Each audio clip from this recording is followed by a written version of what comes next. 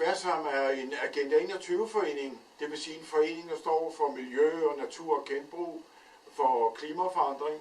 Vi tager udgangspunkt i Brundtland-rapporten fra 1982, som har samme formål. Vores dagsorden dækker i dag temaerne genbrug, recirkulation og vugge-til-vugge-produktion. Vi har lokal kreativ udvikling på programmet fra vores lille værkstedscafé, og det er hovedsageligt gør-det-selv-aktiviteter. Så har vi fremstillet en oplysningskultur, kaldet Balancen, til brug for skolebørn. Den informerer om, hvor lang tid bortkastet affald det egentlig skal ligge, før det forsvinder, om hvor meget vores forbrug i øvrigt producerer af affald, om truet fauna og miljø på grund af den CO2-forurening, vi er årsag til, og de klimaforandringer, det kaster af sig. Kort sagt, vi sætter fokus på det alt for store fodaftryk, som vi sætter på vores klode. Og så henvender vi os til den kommende generation af voksne.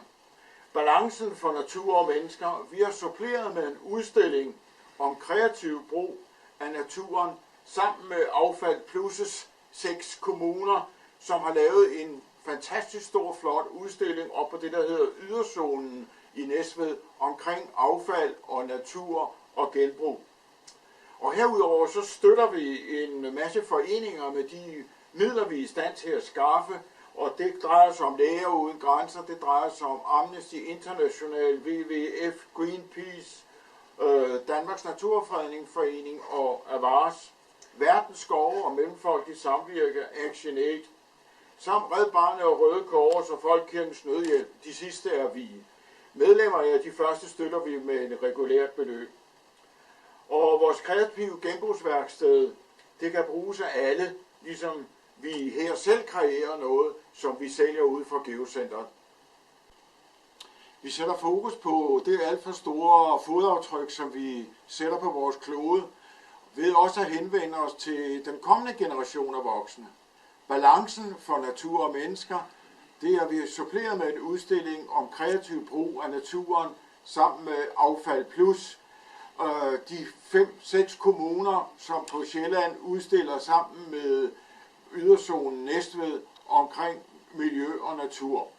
Vi støtter herudover økonomisk med de midler, vi kan skaffe ved salg på Geocenteret ude på Klinten, Møns Klint, og Læger Uden Grænser, Amnesty International, Greenpeace, WWF, Danmarks Naturfredningsforening, Avares, Verdens Skove, Mellemfolkeligt Samvirke, Action Aid, Red Barnet, Røde Kors og Folkekirkens Nødhjælp. De første, der har vi faste økonomiske aftaler med, og de sidste, dem støtter vi medlemskab.